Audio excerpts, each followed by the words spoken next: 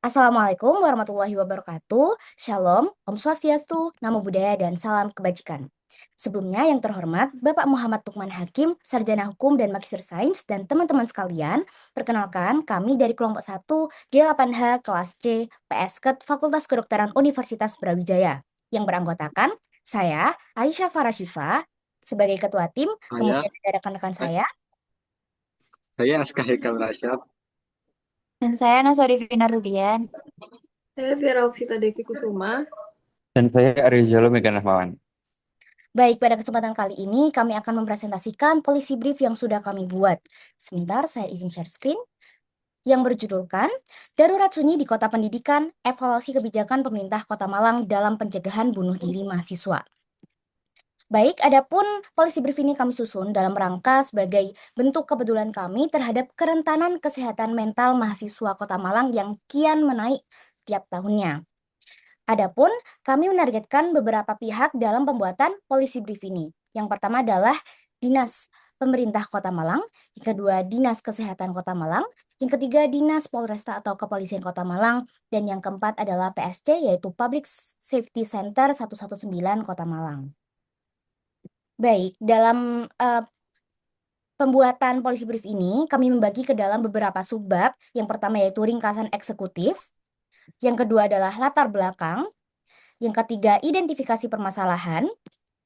Yang keempat, analisis situasi dan kebijakan. Yang kelima, dampak jika tidak ditangani.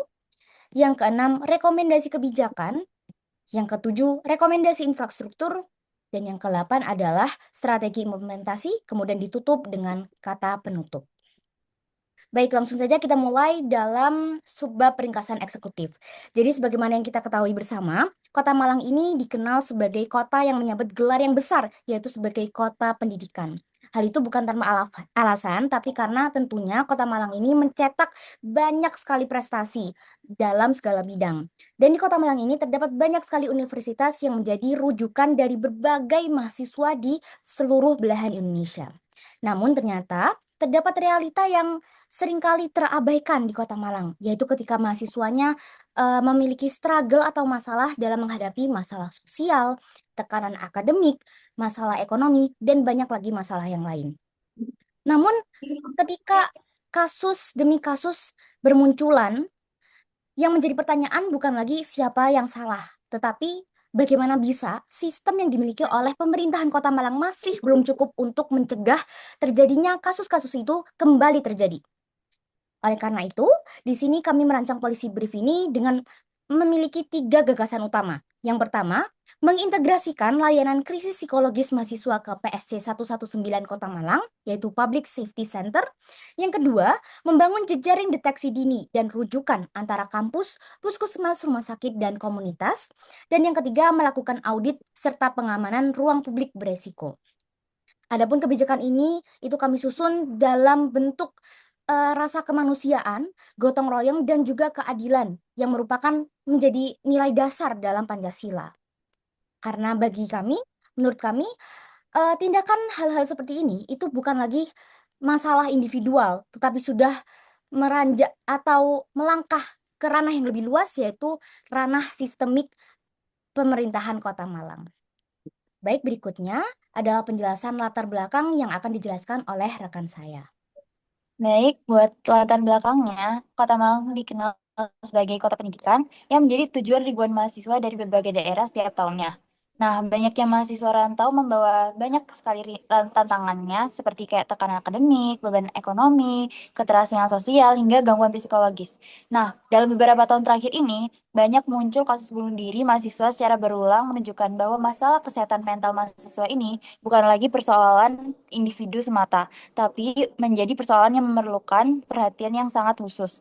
Nah, kondisi ini menunjukkan bahwa perlindungan kesehatan mental di Kota Malang ini masih belum optimal karena terbatasnya layanan psikologis maupun belum adanya sistem pencegahan yang terintegrasi. Oleh karena itu, diperlukan sistem yang lebih preventif dan berkelanjutan agar Kota Malang tidak hanya menjadi kota pendidikan, tapi menjadi lingkungan yang mendukung kesejahteraan mental mahasiswa.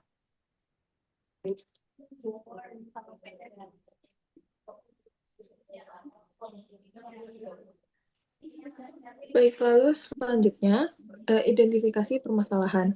Nah, saat ini itu terdapat tiga masalah utama yang saling berkaitan dan membuat lingkungan itu menjadi kurang aman bagi mahasiswa. Nah, permasalahan yang pertama yaitu sistem kebijakan yang masih lemah dan reaktif.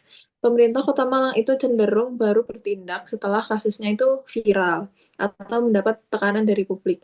Artinya di sini penanganannya yang dilakukan itu belum bersifat mencegah. Selain itu, belum ada sistem pemantauan dan juga basis data kesehatan mental mahasiswa yang terintegrasi. Sehingga membuat risiko ini tuh sulit dideteksi sejak dini. Lalu permasalahan yang kedua adalah layanan kesehatan mental yang belum memadai dan tidak merata. Jadi mahasiswa itu masih kesulitan untuk mendapatkan akses ke psikolog psikolog profesional, terutama di wilayah padat mahasiswa seperti di Noyo dan Lokwaro. Nah, sehingga banyak mahasiswa yang akhirnya harus pergi ke rumah sakit atau klinik swasta yang biayanya itu cukup mahal. Ditambah lagi, layanan gratis maupun hotline krisis itu masih sangat terbatas di Kota Malang ini. Nah, lalu yang ketiga adalah permasalahan lingkungan sosial dan fisik yang belum mendukung keselamatan mahasiswa. Jadi di Malang ini terdapat beberapa fasilitas publik contohnya di Jalan Soekarno-Hatta. Nah, di situ di Jembatan Soekarno-Hatta itu pengamanannya itu masih minim. Nah, selain itu juga terdapat stigma terhadap kesehatan mental juga masih tinggi, sehingga mahasiswa itu pada takut untuk mencari bantuan karena khawatir kalau mereka bakal jadi omongan di antara sekitarnya begitu. Nah, dari ketiga masalah tersebut dapat disimpulkan bahwa penanganan kesehatan mental mahasiswa di Kota Malang itu masih membutuhkan sistem yang lebih preventif, mudah diakses, dan juga kolaboratif. Kemudian ada analisis situasi dan kebijakan. Nah, Kota Malang ini walaupun dikenal sebagai kota pendidikan, tapi terdapat sisi lain dari Kota Malang tersebut, yaitu terdapat banyak tekanan dari para mahasiswa. Nah, bagi sebagian mahasiswa yang merupakan perantau, tinggal di kota yang asing bagi mereka itu sebenarnya nggak mudah. Dukungan emosional yang biasa mereka dapatkan dari keluarga kini menjadi terbatas. Apalagi kini para mahasiswa juga harus mengatur keuangannya mereka sendiri yang menjadi tekanan ekonomi bagi mereka. Nah, apabila dibiarkan, tekanan tersebut dapat menimbulkan rasa stres yang berkepanjangan, ditambah dengan rasa kesepian dan kecemasan. Sayangnya banyak yang memilih untuk memendam rasa-rasa ini itu bagi diri mereka sendiri dan tidak disalurkan kepada teman-temannya karena takut dianggap lemah atau tidak memiliki tempat aman untuk bercerita. Nah, hal ini tuh bisa dapat memicu dorongan mereka untuk melakukan perbuatan bunuh diri. Walaupun demikian, penanganan yang masih dilakukan ini belum maksimal, terutama dari respon pemerintah maupun institusi pendidikan seringkali baru muncul setelah kasusnya itu menjadi perhatian publik. Program kesehatan mental itu juga masih terbatas. Oke.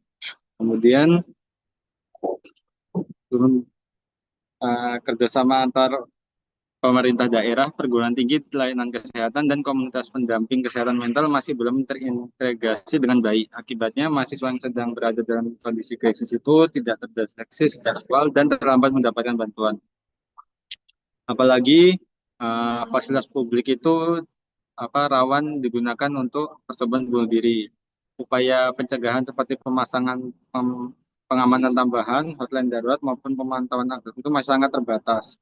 Nah, contohnya ada eh, di foto ini. Jadi di bagian sisi kiri jembatan Soekarno-Hatta tuh belum dipasang jaring-jaring. Berbeda dengan sisi kanan yang sudah. Nah, kok jadi sisi kiri ini lebih rawan digunakan sebagai tempat percobaan bunuh diri para mahasiswa yang stres tersebut. Selanjutnya ada dampak-dampak apabila dampak jika tidak ditangani. Jadi yang pertama meningkatnya angka bunuh diri dan percobaan bunuh diri. Tanpa adanya langkah pencegahan dari berbagai pihak itu, mahasiswa yang mengalami tekanan psikologis berat akan semakin rentan mengambil keputusan ekstrim yang apalagi dapat meniru beberapa kasus yang terjadi apabila jumlah kasus bunuh diri ini tidak menurun. Jadi mereka saling meniru gitu. Terus yang kedua, menurunnya kualitas kesehatan mental mahasiswa. Apabila tidak terdapat pencegahan dan penanganan yang serius, kesehatan mental mahasiswa akan cenderung turun dan menyebabkan mereka mengalami stres yang berkepanjangan. Yang ketiga, ada penurunan kualitas akademik. Jadi mahasiswa yang mengalami gangguan kesehatan mental itu cenderungnya mengalami penurunan konsentrasi, motivasi belajar, serta produktivitas akademik. Sehingga mereka juga dapat terpicu untuk melakukan drop out dari kampus. Yang keempat, beban sosial dan psikologis yang besar. Kasus bunuh diri ini menimbulkan dampak psikologis mendalam bagi teman-temannya, keluarga, dosen maupun kampus. Tentunya kita itu lebih mudah untuk mencegah kasus bunuh diri daripada menangani dampak yang ditinggalkan. Yang kelima, turunnya reputasi Kota Malang sebagai kota pendidikan. Jika kasus bunuh diri mahasiswa ini terus terjadi, citra Kota Malang ini sebagai lingkungan pendidikan tentunya akan turun. Ini menurunkan kepercayaan dari calon mahasiswa terhadap berbagai kampus dan institusi pendidikan yang ada di Kota Malang. Oke, selanjutnya. Baik, yang selanjutnya adalah rekomendasi kebijakan. Nah, berdasarkan dari permasalahan yang telah dijelaskan sebelumnya, kami memberikan beberapa rekomendasi kebijakan. Di antaranya yang pertama adalah menyediakan layanan krisis yang responsif dan mudah diakses. Nah, pemerintah itu dapat menghadirkan hotline krisis psikologis 24 jam yang gratis dan terintegrasi dengan PSC 119. Nah, selain itu, perlu dibentuk krisis center mahasiswa sebagai pusat bantuan dan pendampingan awal bagi mahasiswa yang mengalami kondisi darurat psikologis. Lalu yang kedua yaitu penguatan dukungan kesehatan mental berbasis institusi. Nah, jadi setiap kampus itu diharapkan memiliki minimal satu psikolog klinis yang tetap dan bisa menyediakan layanan konseling gratis bagi mahasiswanya. Selain itu, perlu juga diadakan sistem early warning untuk mendeteksi mahasiswa yang beresiko melalui screening berkala dan juga pelayanan gatekeeper. Nah, lalu yang ketiga adalah pencegahan sosial dan membangun ekosistem yang kolaboratif. Hal ini tuh dapat dilakukan melalui kampanye anti stigma kesehatan mental dan juga edukasi kepada masyarakat serta kerjasama antara kampus, pemerintah daerah, rumah sakit dan juga komunitas kesehatan mental agar penanganan ini tuh menjadi lebih terintegrasi. Nah, dengan adanya kebijakan ini diharapkan nanti mahasiswa dapat memperoleh lingkungan yang lebih aman, suportif, dan juga memiliki kesehatan mental yang lebih baik.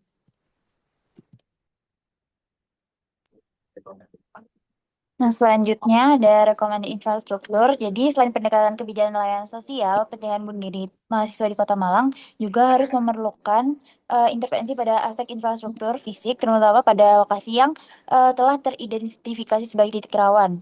Nah, upaya itu bisa diwujudkan melalui beberapa strategi infrastruktur, yaitu yang pertama ada audit infrastruktur rawan, di mana itu melalui identifikasi lokasi rawan, nah, riwayat kejadian, dan evaluasi keamanan fasilitas pada area seperti jembatan Soekarno-Hatta. Seperti pemasangan sistem pengamanan dan dapat memasang jaring-jaring yang konsisten di kedua sisi jembatan untuk mencegah risiko tindakan impulsif. Yang kedua ada pengawasan terintegrasi. Nah, walaupun Kota Malang sudah dipasang CCTV di hampir seluruh area kotanya, tetapi masih masih diperlukan sistem pemantauan yang aktif sehingga dapat bertindak cepat sehingga ketika ada hal yang mencurigakan. Yang ketiga, patroli keamanan berbasis faktor risiko. Jadi patroli itu tidak hanya rutin, tapi diprioritaskan pada jam sepi, malam hari, akhir pekan.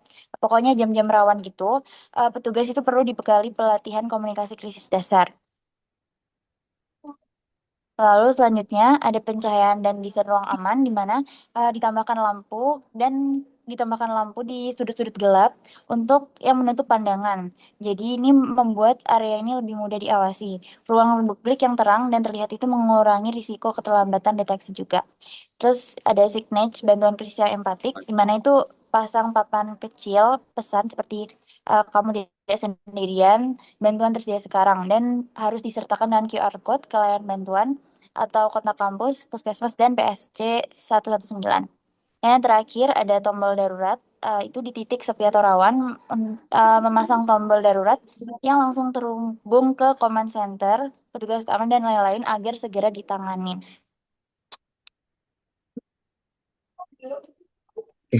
Selanjutnya ada strategi implementasi. Yang pertama, ya strategi implementasi ini kita bagi menjadi tiga, yaitu yang jangka pendek, berjangka 1 tahun, jangka menengah 1 sampai 3 tahun, dan jangka panjang 3 sampai 5 tahun.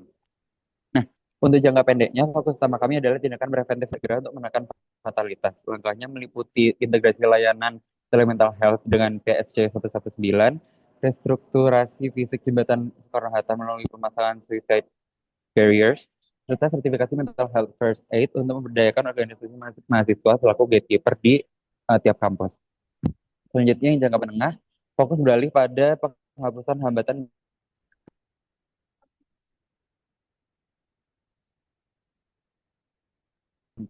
kan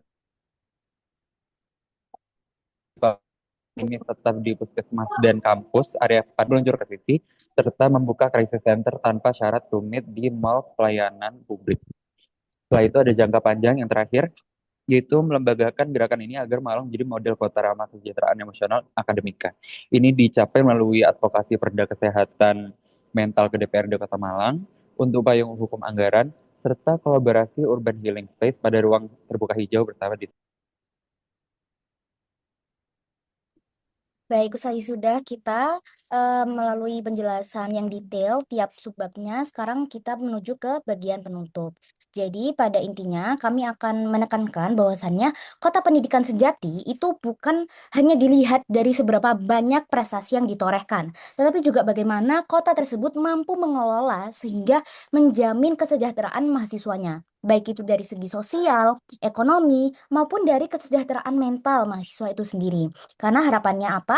Mahasiswa jauh-jauh datang ke Kota Malang itu membawa cita-cita yang besar sehingga tentunya diharapkan kembali dengan selamat dan membawa cita-citanya yang sudah terrealisasi itu. Sehingga tentunya di sini dibutuhkan realisasi dari berbagai macam pihak seperti yang saya sebutkan di awal, mulai dari pihak Kementerian Pemerintahan Kota Malang, kemudian Dinas Kesehatan, PSC 119, kepolisian, juga yang terakhir juga saya sebutkan adalah DPU PRPKP Kota Malang, yaitu dinas dari yang mengatur tata letak Kota Malang. Karena tadi kami sempat menyebutkan bahwasannya perlunya diaudit kembali mengenai tata letak Kota Malang seperti adanya penataan lampu, kemudian juga signage dan lain-lain.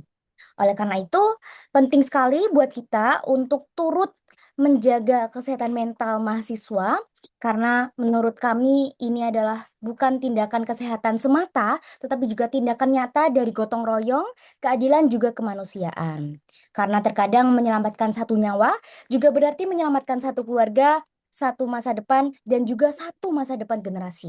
Oleh karena itu, sangat penting bagi kita untuk turut bekerja sama dalam meningkatkan sistem dari kesehatan mental mahasiswa Kota Malang. Sekian yang dapat kami sampaikan. Kami mohon maaf bila ada salah kata dan salah perbuatan. Terima kasih. Wassalamualaikum warahmatullahi wabarakatuh. Shalom, Om Santi, Santi, Santi Om, Namo Buddhaya, dan salam kebajikan.